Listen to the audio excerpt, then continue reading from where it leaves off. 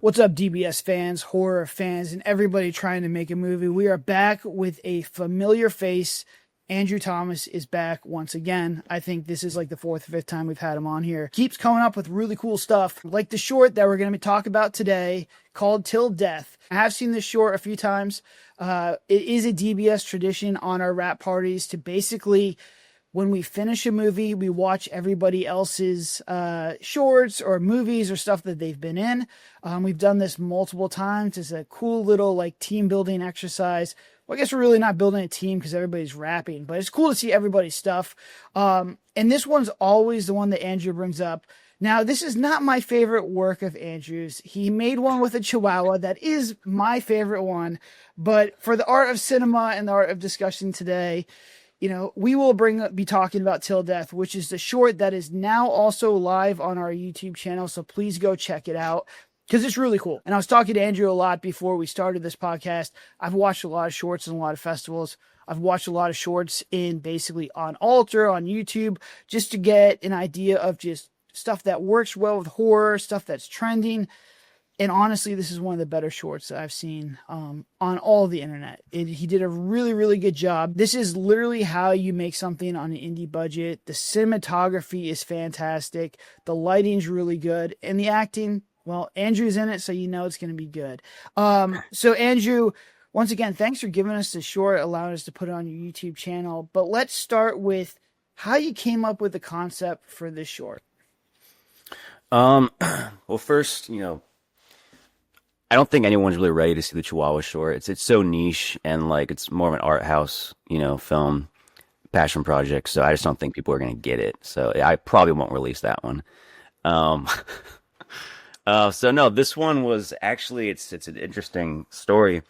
It goes all the way back to when I was attending acting school, basically, and one of our classes, or like our final for the semester, I guess, was we basically got to write whatever we wanted. And this was primarily a stage acting studio, so like theater. So we got to write like basically a 10-minute stage short, essentially, something that could be performed on a stage. And so that's what that originally was. And obviously, fan of horror, love zombies, and I thought it'd be interesting to kind of play around with the idea of making the drama about the waiting period after someone gets bit and what that's like, just that moment of waiting around for that to happen. Because I feel like we don't really see that often, or if we do, it's already kind of too late and it's like a big reveal that someone's been bit, or they just get shot, or whatever. And I thought that could lend itself to a bit of humor as well as some drama. And so, yeah, I wrote it as like a stage short, essentially, just two people sitting across from each other and just having this conversation. And it's pretty much the same thing that you see in the short. Like, we had the spinny chair, we had the same props. We had like the fake gun. It pretty much is the exact same thing. So that was really cool to kind of adapt into a screenplay and see it kind of come to life on a cinematic level. Because then you can kind of get the different angles and stuff, and it kind of really fleshes it out. So yeah, it was a thing I wrote for theater for one point, and then I wrote it as a script. And it kind of just like collected dust for a few years. And I had a buddy that I went to school with. His name's Jason. He has his own production company. I don't know if they're still making stuff, but he was basically like, yo, I kind of just want to shoot something. He's like, I have a crew. I can get people. If you have any ideas, send them my way. And I sent him that script because it seemed like it was super easy, super simple setup. And he's like, perfect. And he basically like assembled an entire crew for this like tiny short and found a location for me, found this garage. And all I had to really do was rehearse with Emma, who plays Jen in it, and we just rehearsed it over and over again. And we both were at the same school too, so we had theater background, so we were pretty much, line perfect day of, so we could do the entire short in like one long sitting, basically. And yeah, we did it in, I guess, 12 hours. We did it in one day. We did the short, and yeah, it was way more professional than I thought it was going to be. I kind of walked on the set and everything was already set up, and I was like, whoa, like there was like a dolly rig set up. I was like, what's going on, man? It's crazy. Yeah, I mean, when you look at it, the cinematography is like fantastic. And, just for that cinematography that was used in the short is basically how we operate, which is you have like a wide and then you have like the over the shoulders and then close ups. It's the same as us. But it's really, really well done, and the sound is really, really good too. Which are which are both, things that a lot of indies struggle with. Let's get back to writing it. Was this always the concept? Did you have an itch to make it a little bit more, or was it kind of like because you did this as a stage play, you could only use a certain amount of props? Did that lend itself to writing it and making it easier? Or was there ever a time when you're like, hey, I can make this bigger than what it needs to be? I think it was all kind of meant to be less is more, I guess. The only thing I kind of really went back and forth on is how many times, like, she passes out. Like, how many times can I do that joke without it getting too old in this short amount of time? So, like, I think there was a version where there was one less pass out before she actually turns. And I think there was one where there was one more, but, like, that was just too much. And it just kind of became old. So that was kind of the thing that really changed, was the amount of times. Like, and I think we do it 3 times before she, like, really turns. Following that rule of threes, I guess. In like comedy, but yeah, but for the most part, it's pretty much exactly the same as it was, because I was also writing within what I thought I could do on my own, budget wise and like resources, so I wasn't overconfident that I could afford more than what was already written. If I knew that everything was going to be paid for ahead of time, then maybe I would have. but I'm still happy with how it came out. Like I'm glad it wasn't too overly complicated. No, I think it lends itself to being simple too, and I think that's stuff that we do with our own movies. It's stuff that we see with shorts that do really well. Is the minute you try and complicate things, it like waters down the quality. It's just really hard to pull off. I'd love to make Armageddon. I'd love to make The Mummy, but those are extremely high, complicated, very difficult movies to pull off that needs a ton of money. And honestly, our movies that do the best are the more simpler ones. We want one straightforward plot and we kind of go and, we drive the movie forward with pop scares and scary stuff. And it works really well for us. All our more complicated movies, the more complicated it gets, the less people watch it and the more inclined they are to turn it off. If you watch our first 8 movies on our YouTube channel, we suffered from that a lot. We had a lot of lore. Like, I love building lore. I love building like these worlds and creating these things, but to pull them off is very, very difficult, especially on a low budget set, because you really put a lot of pressure on the actors to really kind of pull a lot of this stuff off. So, my advice would be just keep it simple. Look at it and be like, what is the simplest way to kind of do this? And that's what I really love about this short is it's 2 people in a room, and it's very emotional, but the actors are allowed to basically give a really good performance, and that's all that really matters. And I think that that's really the core essence and what makes this thing really, really cool. So when you're writing it, did you ever have any kind of, writer's block on there? Is there anything where you just couldn't figure it out, or you just kind of like pen to paper was pretty easy to write? I would say it was honestly pretty, like, the idea was just so clear in my head, especially how it looked as well, and the tone and the pacing. It's one of those rare instances where, like, I had the idea in my head, I had exactly how I saw it in my head, and I was able to write that, and I'd say like 98% of that was actually captured and is in the final product, which is awesome. um, but I mean, obviously there were some things that once, you know, I brought the actress on board. We tweaked things just to kind of fit her personality a bit here and there, and just our chemistry. But there wasn't that much, I guess, changes to the script after the fact. Even on the day, because of how like professional the crew was, like we stuck to the script pretty much the entire time. That we weren't like riffing or doing too much improv. 'Cause it's like, all right, we don't want to waste anyone's time here. But the fact that we did know it so well and that we could do the entire short in one take essentially made the DP's life a hell of a lot easier, because all he had to do was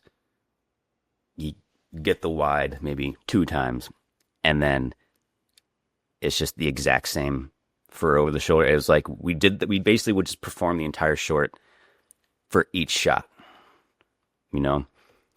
So he had the maximum amount of coverage he possibly could, because he was also the editor as well. And he probably had the most experience in the room combined with everyone. Like he worked on some pretty big stuff, like studio stuff. So I don't know how they got him, but yeah. So, you're saying your buddy basically got all this stuff together. Talk to me a little bit about your pre-production with him, because I don't know, or if you were involved with the DP as well. How did you kind of get your vision to them? Because that's always something that, I still struggle with now. I think it's a big problem with a lot of indie directors is like, all right, you have this vision in your head. You have this vision in your head. How do you kind of get that, to the people who are working for you?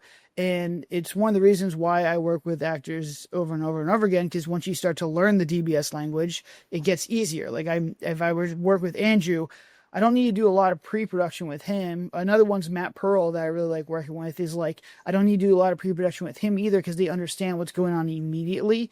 And then their feedback is geared towards making the movie better, as opposed to trying to get on the same page with them. So talk me through how you worked with, this production team to kind of get your vision to, where it wanted to, because it sounds like it was really successful. Yeah.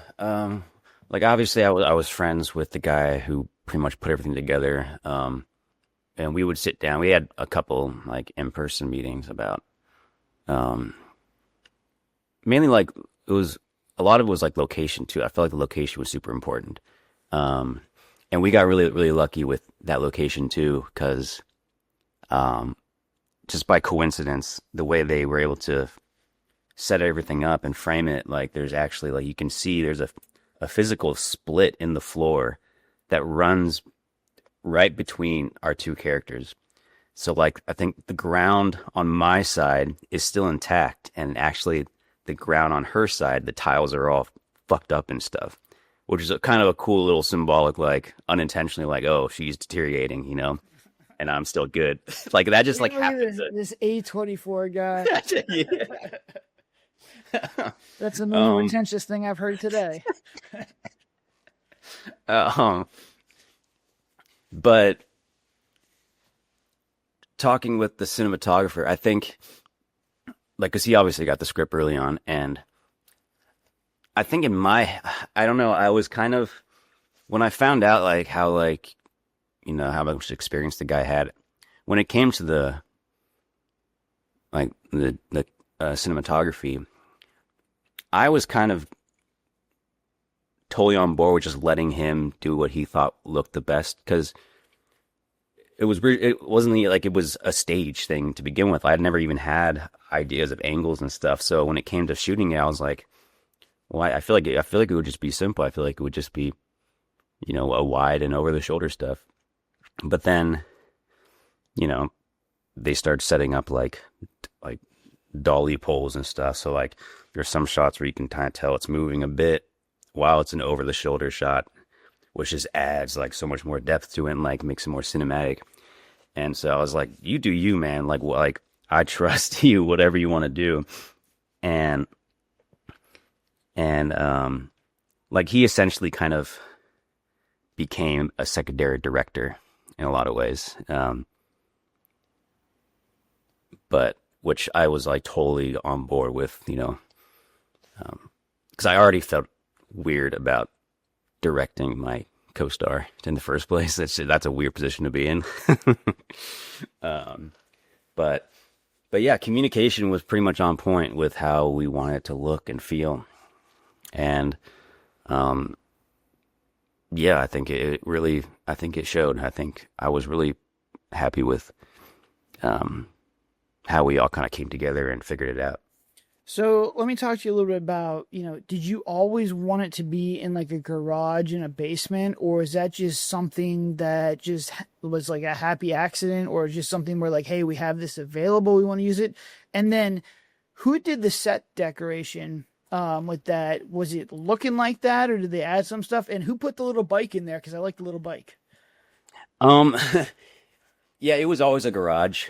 That was always in the script. Just because, again, like, I felt like the garage was the easiest thing to find. Like, I was in California. We don't have fucking basements.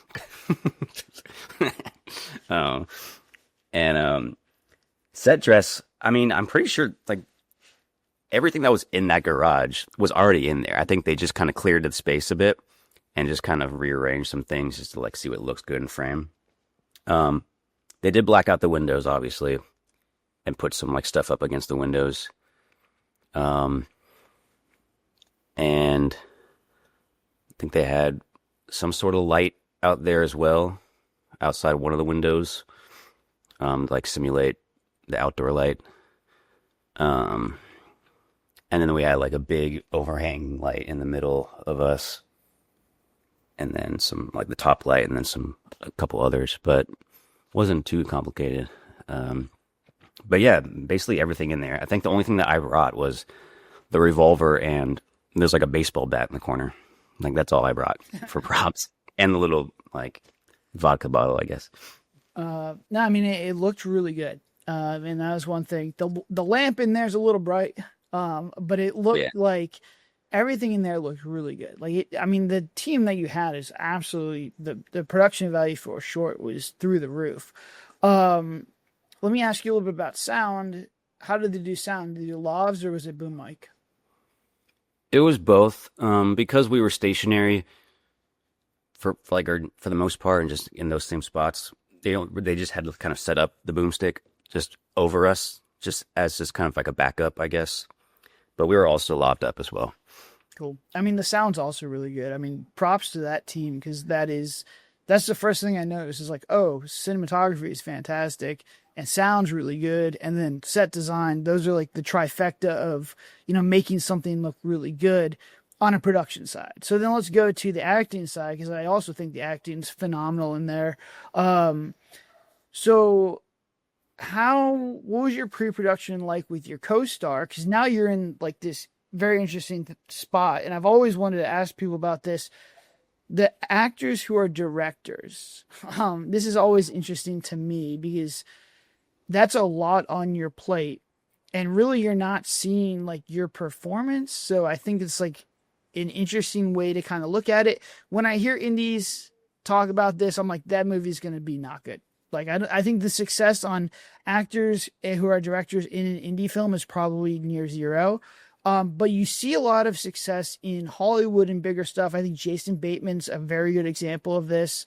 But to me, I'm just like, oh man, like this is a lot. So let's first talk with, how did you figure out that was going to be your co-star, and what was your pre-production like with her as a director?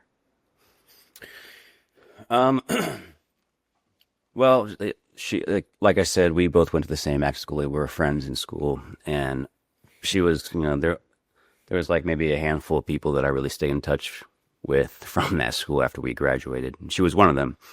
And so that's like the big plus about, going to an acting school, is when you want to make a movie, you have a lot of people to pick from, you know.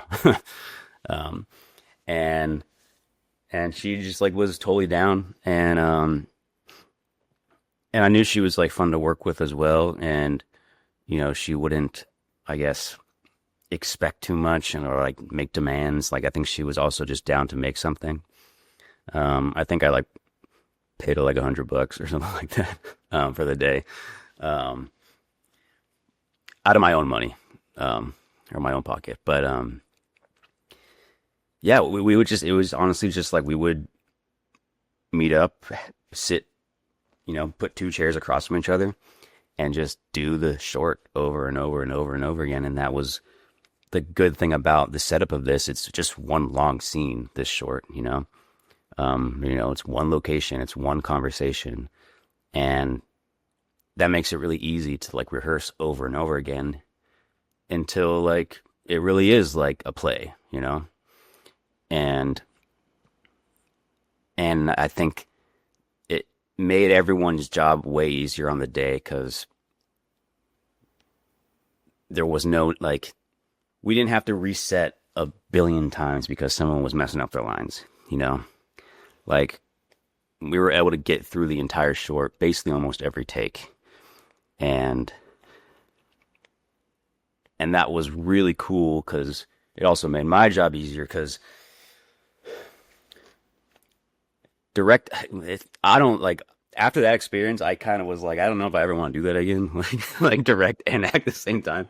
Because it's weird, dude. Because like there's like a general rule in acting, like you know, you don't give your co-stars notes like unless they like ask for it, you know, like that's like bad manners.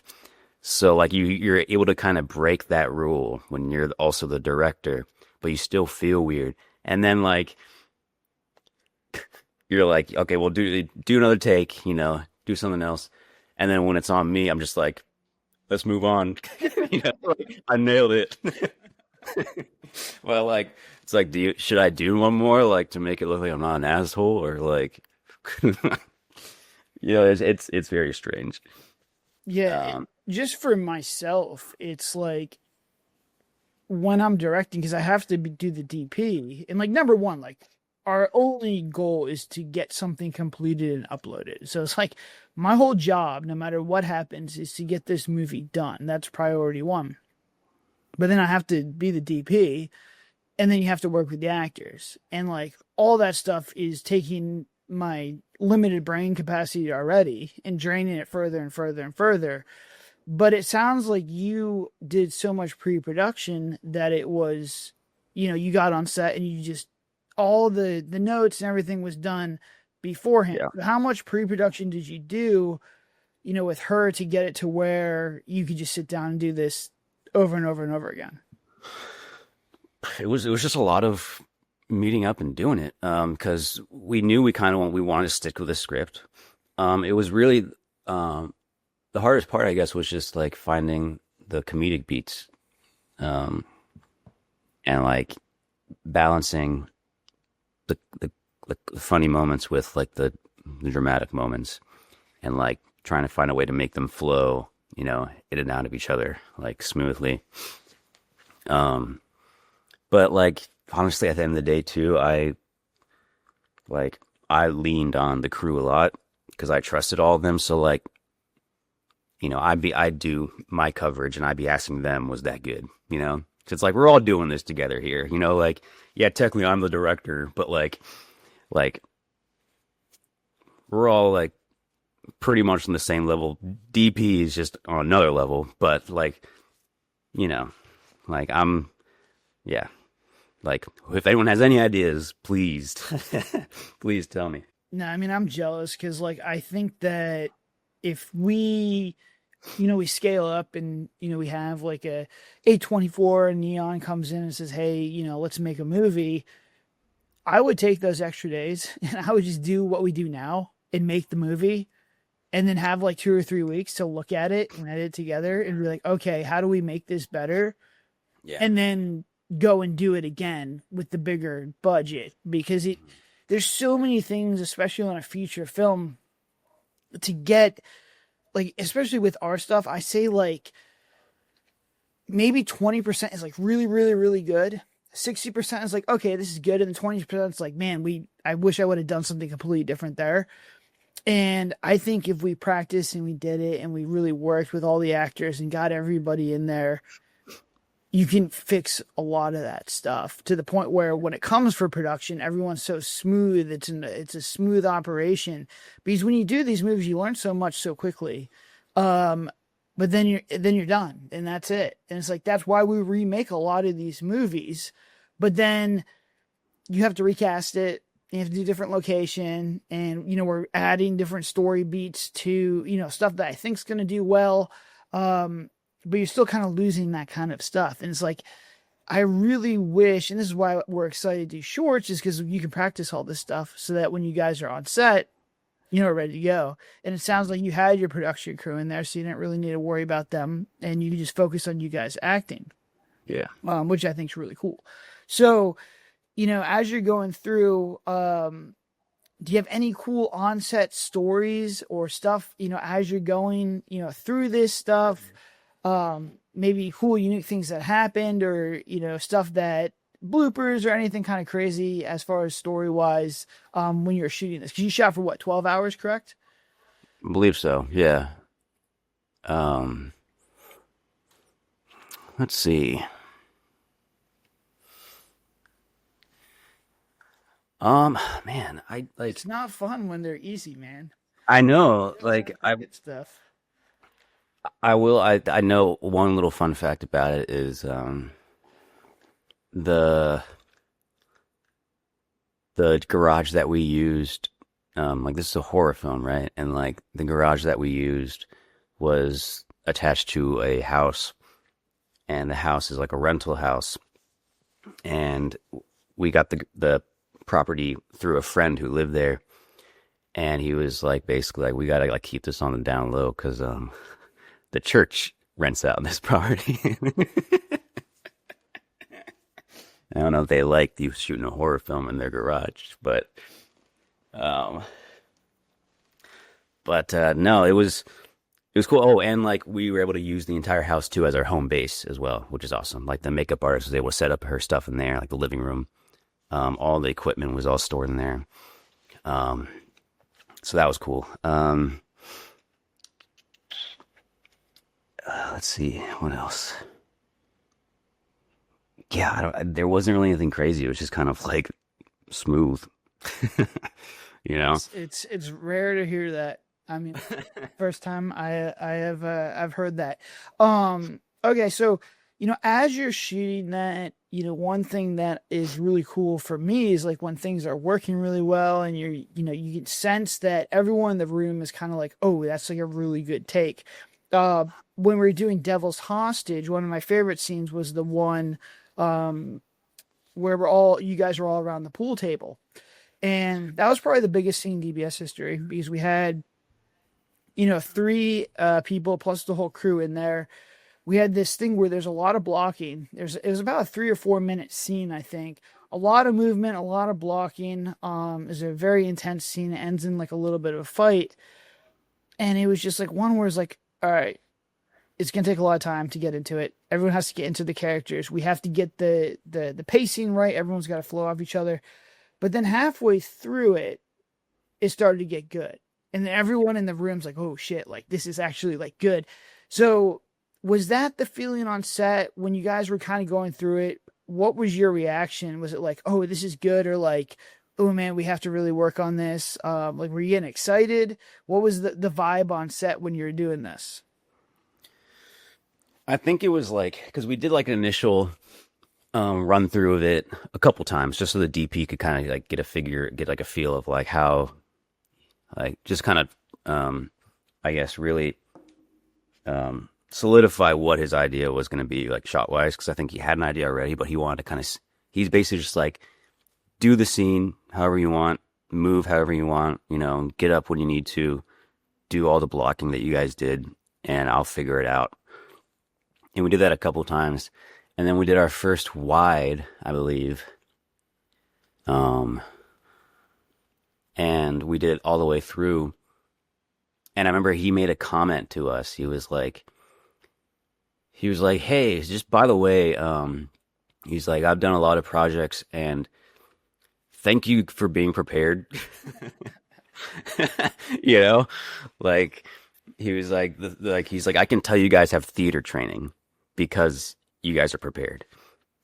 He's like, the fact that you can just do this whole 12-minute short in one sitting over and over again. He's like, he's like, I've never really seen a lot of that, you know, and like with the work that he's done.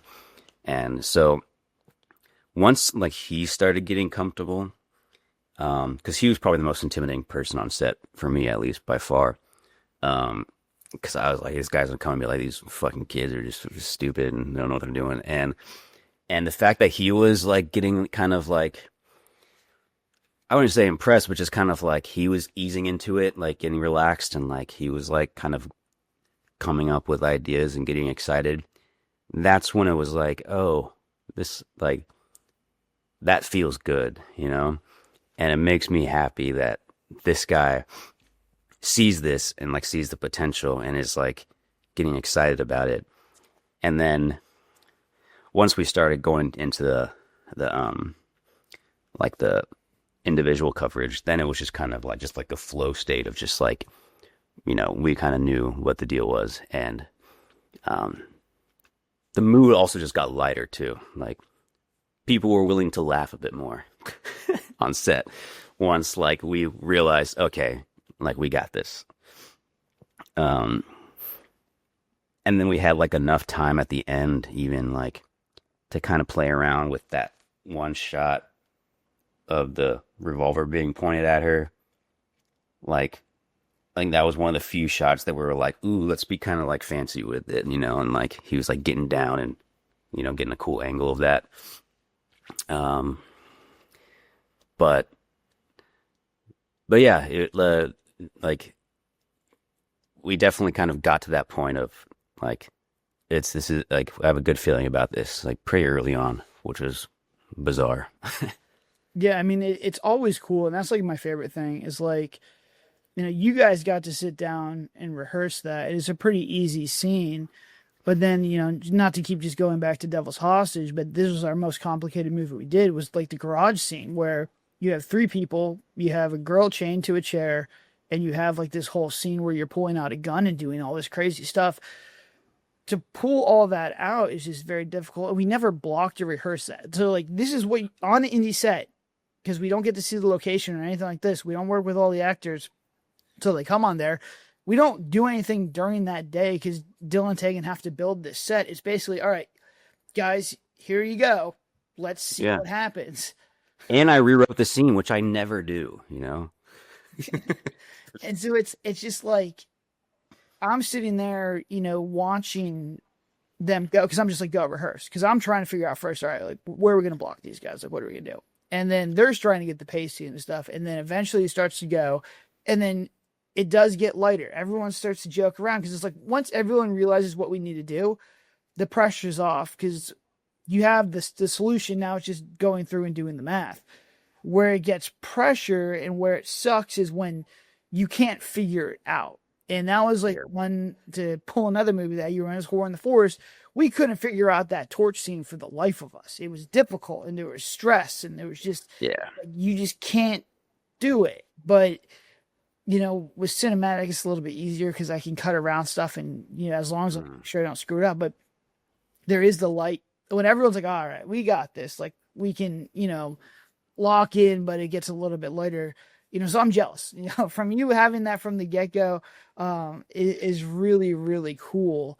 So when you finished that project, you didn't really get to see the dailies right away or any kind of footage. How did you feel? What was your initial reaction of, you know, completing this? You know, I don't know if this is your directorial debut, but like, how did you feel? You have a nice little high coming off this one? Yeah, I guess so. I mean, I also still like didn't really know what to expect. Like I know the shoot went well, but like it was kind of my first time kind of doing something like that, honestly, like that level of quality. Like outside of just like me and my buddies like running around with the camera, like this is the first time where it was like I think this was my official first time in an actual cinematic project, like to that degree. Um, so that was even an adjustment as an actor, like just dealing with all the the camera rules and stuff and hitting your mark. Like that was like my first go at that as well. Um, so it felt like we accomplished something, but I don't know because there was a lot of technical stuff involved too. Like I have no idea if like something went wrong. If one of the mics didn't pick something, or if it's gonna sound like shit, or or like could we afford to go back and shoot more? Like like I don't know. Um, but it still felt good getting it done, and like everyone seemed like pretty happy with it. And the cleanup was super easy because it was like a small set and not that much equipment. So that was good. We didn't have to stay there freaking late as hell. Um, and yeah, then I just basically just got handed off to the DP because he was going to edit it as well. Um, so that was a whole other kind of waiting period as well, waiting for that. But yeah, I felt really good about it. I think everyone felt pretty good about it. And he would show us like playbacks on the day too, which was nice. So that got me excited too, like just seeing it in such like a cinematic lens, and like seeing myself for the first time, in a cinematic setting. I was like, whoa. But yeah, it felt good. Yeah, I think at least for me, every time I finish a movie, that's the happiest I'll be with that movie. That is the peak, and then editing starts, and editing is just harsh self-reflection on things that you did really right and things that you need to improve on. And then you get feedback from distribution, you get feedback from friends, you get feedback from everybody, and everyone has their own, what they think is right. And so it's just like problem solving. And again, if you don't like problem solving, filmmaking is not for you. I know Andrew makes it seem like it's easy, and maybe he's just really good at it. I don't know. We'll find out. I want to see more shorts from him to see if we can replicate his success. But talk to me a little about editing. How involved were you in that process? Because again, you said you handed it off, or the DP was the editor. When you're getting this stuff back, what was the editing process like? Um, so it was pretty transparent. There was a lot of transparency between us. Like we stayed in contact a lot. Like he probably sent me like 12 versions of this thing, over the course of finishing it to releasing it. And and I went to his house like once, but I was already confident that he kind of knew what he was going to do with it, because he also, he had it in his head when he was shooting it as well. And the only thing that I wanted to make sure that was I guess told well was like just the rhythm of like the pacing, I guess. Because the way I kind of, there was a rhythm where I wrote it too. Like it kind of like I had an idea of how quickly lines would be said during certain points, and like reactions and stuff, and like all that. And for the most part, like he got that down really well and understood it. I think the only thing I really changed was like, I think we had conversations about the color of it, like the color grading. And there was one shot at the very end which I changed, and it's right before I shoot her. Well, I implied that I shoot her, and it was originally just gonna stay on the wide shot of once I noticed that she's a zombie. It was just gonna stay on the wide shot of me reacting to that.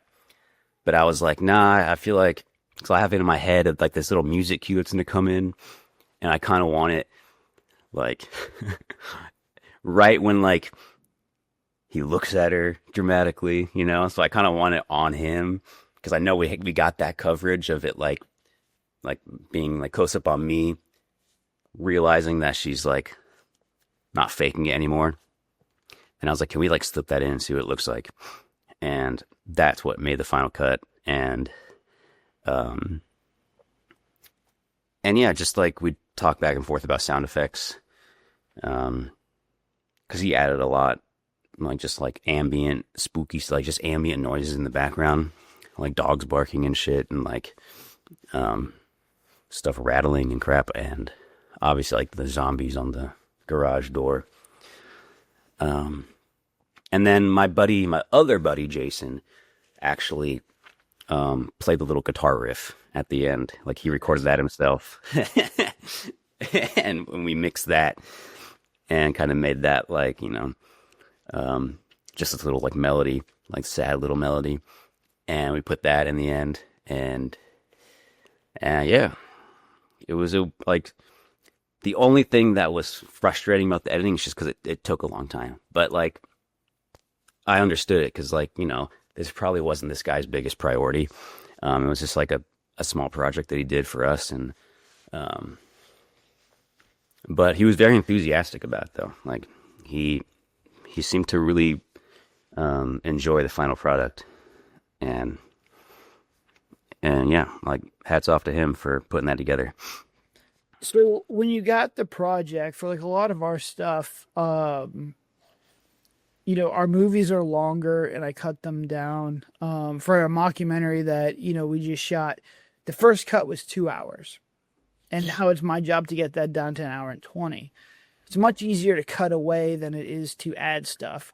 So was your cut always around the 12-minute mark, or did you have to cut things down? How did you kind of get that pacing to where it is? Because honestly, the pacing's really good because it's a drama short. So it's driven by the actors and the character beats. And, to get those reactions and stuff is always very, very difficult because you have to have all that material. That's how I know your DP did a good job because you have all your reactions and everything in there. But did you have to cut it down, or did you try and lengthen it, or was it always kind of like in this little sweet spot of 12 minutes?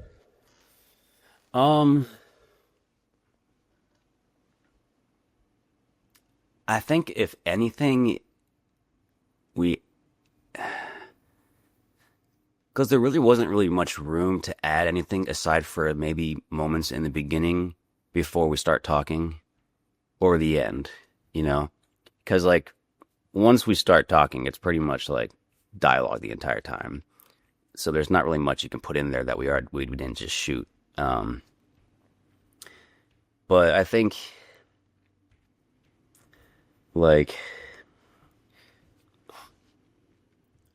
adding that reaction shot lengthened it a little bit, like a few seconds or whatever. But I think it was always it never really strayed too far or, too less or, than that kind of 12-minute mark.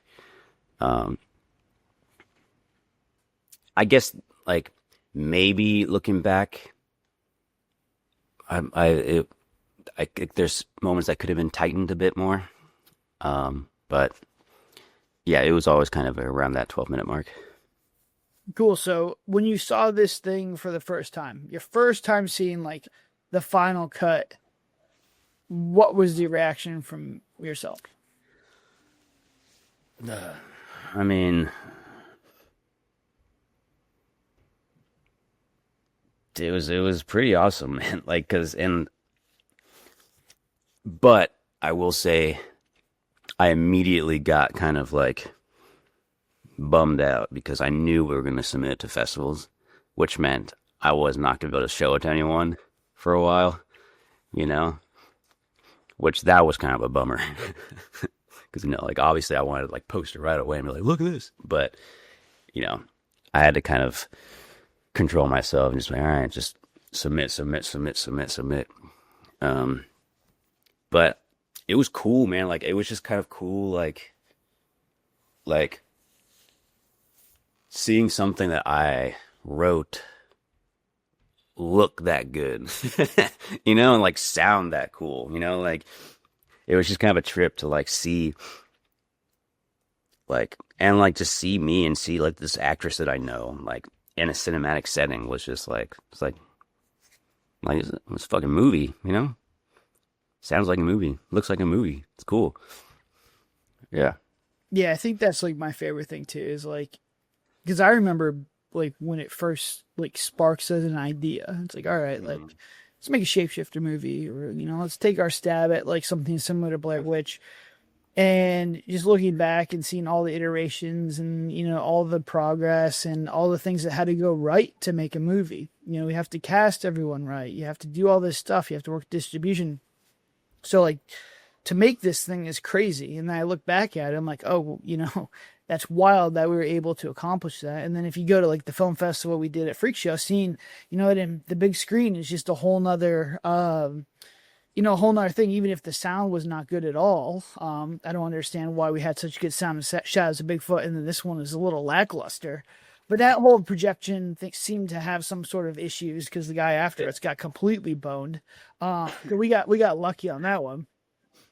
But yeah, you don't realize how difficult it is to make one of these things, and then seeing the progress is really, really cool. So let's talk a little bit about the festival run.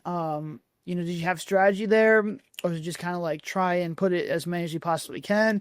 And, what was the outcome of doing these festivals? Well, it was my first time even doing any of that. So immediately I was pissed that I had to pay for everything. Because, like, they weren't going to, like, the production cut, like, the people who helped me with it, like, their job was over. They weren't going to, like, also be like, yeah, we'll give you all the money to submit to festivals. Like, nah. They're like, we'll make it for you, but you have to do the rest.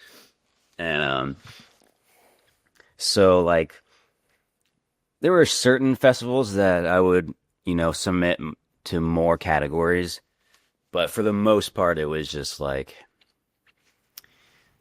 it was just kind of cool to get selected, and it got selected quite a bit. I know one. I think we like acting wise. I think we won like a best duo award or some shit like that. And like it got some sort of finalist award for like screenplay. But like it just seeing it get selected is cool. Seeing that like that whatever the symbol is like a little star when it like tells you it's selected, or like a check mark or something. Because it's like yellow and it's pending or something, and then it's like green when you get selected. Like seeing the little green thing was always nice. And yeah, and like the only downside was it was during COVID, like it right when the pandemic hit is when it was completed, and so we never actually got to see it anywhere, which is a kind of a regret, I guess, a bummer, not being able to like see it on like a big screen anywhere at any festivals. But that was just kind of bad timing. So yeah, I think we did that for like, I don't know how many months, but it just got to the point where like, no one knew when COVID was going to end. So, so I was like, all right, I don't know how long I want to do this for. Like, so then I just kind of, then I just put it on YouTube. And yeah. I mean, that sucks. I'm sorry. Like that sucks. And, one thing that kind of, pisses me off with COVID is just like the festivals before COVID were really, really cool. And it really was for indie films. And then now almost all the festivals are pay to play. We've been beaten by movies that have never been released, which is wild. And, you have like at these film festivals, they're all A24 and Neon now. Those are the movies. And it's just like, what is going on? Like The Monkey, which is a super high budget movie, is playing in film festivals. And it's like, I can't imagine that you're an indie film You finally you make a 100K movie and you go into a film festival and you got to compete against A24 and Together and all these other movies. Like it's just kind of crazy. Um, and that was just after COVID that really started to pick up because film festivals need to make money, and what do people want to see? They want to see the new A24 and Neon movies. Yeah. But it is something cool. I wish you could see it on the big screen because it is that's like the final form of it. That's what in my mind movies should be seen. Um, but I mean, you made something, you uploaded it, and now's my favorite time. It's like, all right, take some time and look back on it. What were you really happy with? And what were some things that you're like, oh, I could have improved upon, finally seeing it completed? Um,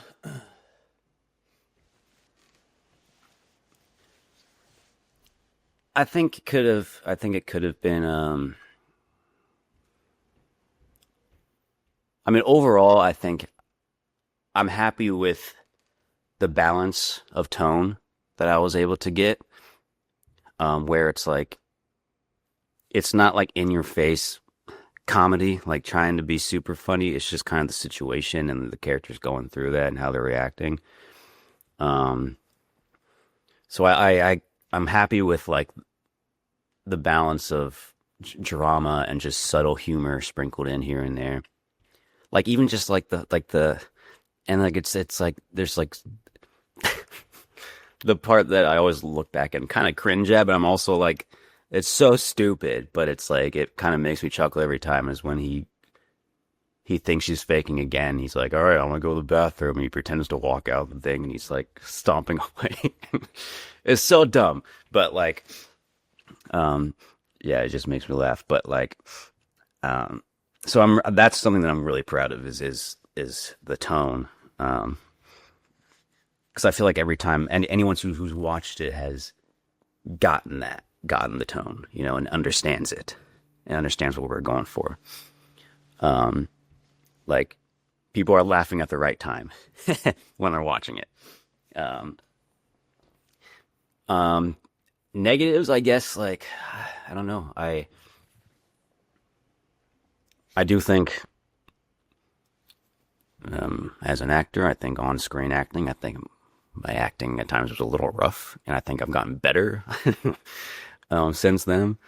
Um, I think I would have asked more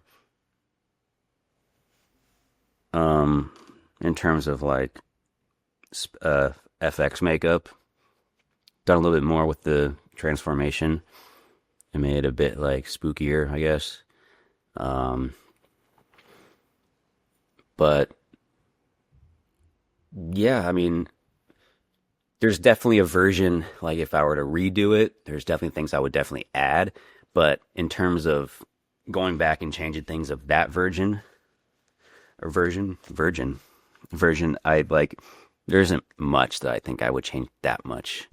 Because I think it got the job done at that time of where it was at. So, knowing what you know now, and being in all these DBS movies and doing this whole bunch of other stuff, if you had the opportunity to remake it, what would you do differently? How would you kind of change it? I think I think I would start off way stronger. Like I would to me it would like open with them coming into this place, like running away from a horde and barricading the door and making the intro super, super tense. And maybe she's really bleeding, like she's really fucked up. And he's like trying to like, they're bandaging it, like it's very high stress, high level, like bandaging her up and stuff. And it's like super like intense. And then it goes into like the kind of, okay, like the realization of what's about to happen. So maybe like just starting it a little earlier than I guess where if this was a scene in a movie, I guess maybe a few scenes before what the original one opens up with. And yeah, I think just overall like keep the tone, keep the same balance of drama and humor, but just like gritty it up, just like I think I would make us look way more fucked up. Like we've been through hell. um yeah, and just kind of just like yeah, just I guess darker, just not like visually, but like yeah, I don't know, just like a bit more grittier, I guess, um and yeah, add stuff like do more with the special effects and the makeup and stuff. And maybe maybe um spend a bit more time on the emotional stuff at the end before she like passes out for the final time. Like maybe have a little bit more there, dialogue wise, so they can kind of have their final goodbye, I guess. Um, but yeah, that's probably what I would do.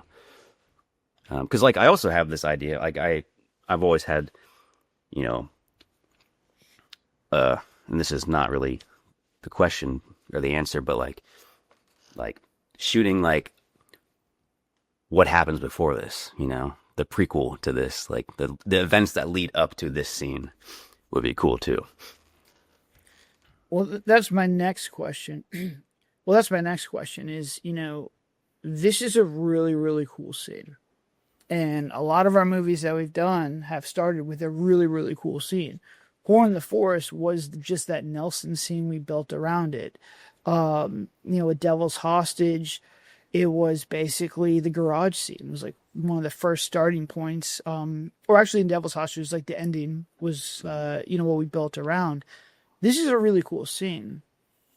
And I've always wanted to do a zombie movie. And we are very, horror-esque and, how quickly we pace things. We pace things with, beats, with horror stuff.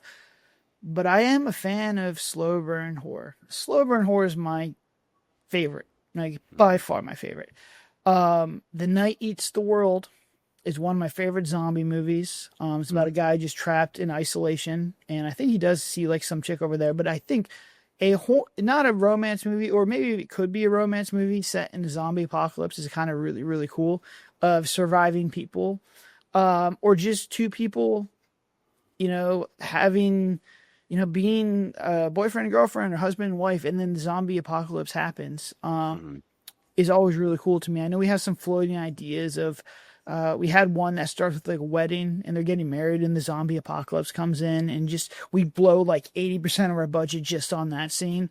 There's a script that I wrote before. And then we had another one, a Christmas zombie movie, which is the one that I'm really getting close to doing, where basically all your family's over for the Christmas, dinner. You can have the family dynamics and the zombies come in and they're just boarded up in their house. That's dope. I love those concepts. So is there a feature version of this in your head that you kind of thought of? Yeah, I mean, there's a couple versions that I've thought of. There's that one where it's like it's like okay. Well, I guess there's three versions. There's like a movie where it's the events leading up to this ending, I guess. Or this is like essentially this scene is the cold open of a movie, and then, shoots her, cuts to black, and then like the text comes in like 1 year later, and it's like a year into the apocalypse, and like he's like with like a crew and stuff, and like, it's like the aftermath. And he's like wearing the ring around his neck or some shit. I don't know. But yeah, like that's also kind of what I liked about this too, is like, yes, it's a standalone short, but like it could also be a scene plucked from a movie, It kind of has that vibe to it as well. So yeah, there's definitely, I think there's a feature like and it doesn't have to be super complicated, like, because like, people bitch about like zombie movies where they spend way too much time on like the human drama of it, but it's like that's kind of what makes the zombie genre work as well as it does. Like, it is an exploration of, you know, human nature and like what people are willing to go through and like what they're willing to do and how desperate they get in these situations. And like, you know, the zombies like are a threat, but they almost become kind of a background threat at certain points because it's about like, you know, people are way scarier sometimes more than the zombies, you know, in these situations. And that was also kind of an inspiration for this short as well, was like, it's a zombie movie without any zombies in it, really. Or a zombie short without, like, I expect the end when she turns into one, but like, it's really a zombie short without any zombies. And, so yeah, I could definitely see like a road movie between a couple, you know, and their kind of journey throughout this. But yeah, I think there's a lot of possibilities with this. Well, to me, that's always the coolest stuff with like the zombie movies or just really a lot of horror movies. I think is why I'm drawn to the slow burn a lot is like, if you can do it right and the characters can build up that tension, then all of a sudden, if like one zombie shows up, you have all this, like, you know, the zombies are going to be there at some point. So you're building all this suspense, you're building all this tension, and then they show up and you're like, oh, geez, like, here we go. And it's just like one or two zombies is scarier. Where if you start with the giant horde and they're fighting, you know, if you're pacing a movie with just a whole bunch of action, each scene kind of loses its, you know, its scariness because you get, you know, sensitized to it. And that's why I love like slow burn horror, because when that evil thing happens or that horror really comes out, you've been building all that tension all the way through. And if it's done really well, it works to the best, you know, of what it is. Like The Shining did a really good job of building the horror up until the end. You know what's going to happen. Right. But again, that takes very, very good writing, takes very, very good acting and pacing. Like all the things have to come together. We hope to get there someday, but you know, I like to play with those concepts, especially with something simple like this, where you know, it's two people in a garage, or if it's, you know, two people in a house. Something that we could definitely do. We're going to wrap it up here, Andrew. Let's do our closing thoughts. So you've done this whole process. You've directed a movie. You've acted in a movie. We have a lot of filmmakers who watches his channel. What advice would you give to yourself before you made this? And, you know, what advice would you give to other people who are looking to make a short or a feature film? Oof. I probably would have told myself, you know, write this movie, write this short, right after you're done, write the next one. And then write the next one. Because you'd be surprised how, you know, I wouldn't say easy, but like things can happen, man. Like I just happened to know someone who was willing to finance my short film, you know? And because I had it written, that's the only reason it was made. And, you know, you never know when you're going to meet someone or if you're going to stumble into an opportunity where you can make something. And, you know, like I've shot stuff on my iPhone, you know, on like a Blackmagic app, and just with some fancy lighting, you know, set up with lamps. Like you can make shit look really cinematic nowadays with not the most fancy cameras, you know? Like it's like there really is no excuse with today's technology to like not just go out and not shoot something. Like, but you just have to practice, I guess, you know? And that was a really cool experience for me because it was the first time I really got to see like a professional set. Granted, it was only one day and it was like a handful of people, but I got to see how a crew talks, you know, how quickly they move and stuff, and what goes into everything as far as like, you know, equipment and microphones and everything. And if I didn't have that one experience making this short, I don't know if I would have been able to get as comfortable with you guys as quickly as I was able to, you know? Because if working with you guys was the first time I was seeing all that shit, like, I think it would have been a lot harder for me to kind of ease into it, and feel confident.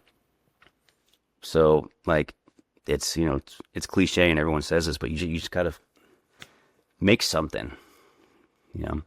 Because, this industry doesn't give a shit about what you can do unless you do it. That's true, man. Everyone wants to make a movie. It's like everyone wants to have big muscles, but you got to go to the gym. You got to put in your reps, and you got to do it. And it's a learning process. We get so much better with each movie that we do. I have two final things that just came to me that I think are kind of cool.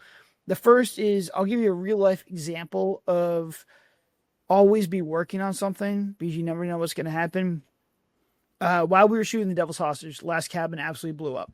And we had a ton of emails. I'm in the middle of a shoot. My brain's completely fried. And, I had pitched this mockumentary of an alien abduction. I had like no script at all. Like literally had no script. And we had an opportunity where one distribution company was like, hey, we will buy this from you. Seeing how well Last Cabin did, can you write this and shoot this in August? And that was 6 weeks away from, when we were doing The Last Cabin. And I just said, no, we need more time. I need a script. I said, sure. I said, let's do it. And so while we were doing that movie, I was getting, the stuff going in my head. I took like 3 or 4 days to basically get my brain back. And then I contacted Andrew and Madison. And we made the movie literally 5 weeks later. Now, the mockumentaries are a little bit easier than doing a full feature, but I could have easily said no. And guys, I'll tell you what, this movie is really good. To the point where it really pisses me off that I all this money and all this stuff. And this movie, to Andrew's point, was shot on an iPhone. Like half of it shot on the iPhone, the rest is cinematic, but it's like sit down cinematic. I can't believe how good this is. It pisses me off, but at the same time, it's really cool because it's like I can shoot a lot of these because it's like the stress level's a lot less. But it's to his point. It's like the only reason we got that was because we did the other stuff. And really the only reason we got that was because I was like, yeah, I have a full script. We can easily get this done when I had nothing. So it's like just you get an opportunity to take it. But you said something that I thought was really cool. As an actor, right? I always like when people create their own stuff because then working with a crew, they understand what it is to direct and to work with a crew. And it makes my job easier because they kind of speak that language. You know what's going on. What benefits did you get from making this yourself than working with other people the next time, like DBS? What did you learn through that process? I think first and foremost is just like appreciation. Like, of what goes into it. And granted, it wasn't a giant production and I didn't really have to keep track of a whole bunch of shit. But you see how hard these people work behind the scenes. And even just for a short, like just the amount of work they did to make it happen is crazy. And so, jumping into something like DBS, where, you have Dylan who's, working 100 jobs, it's like, you just have that appreciation so much. And even when I, did the, crew for the Shapeshifter movie, even that was like, Jesus Christ, this shit is way harder than being an actor.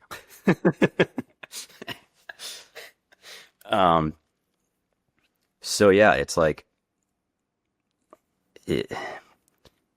there's so much that happens that has to happen first before as an actor you can even fucking say your line, and it's really important shit that has to happen first or else this movie's not going to get made, like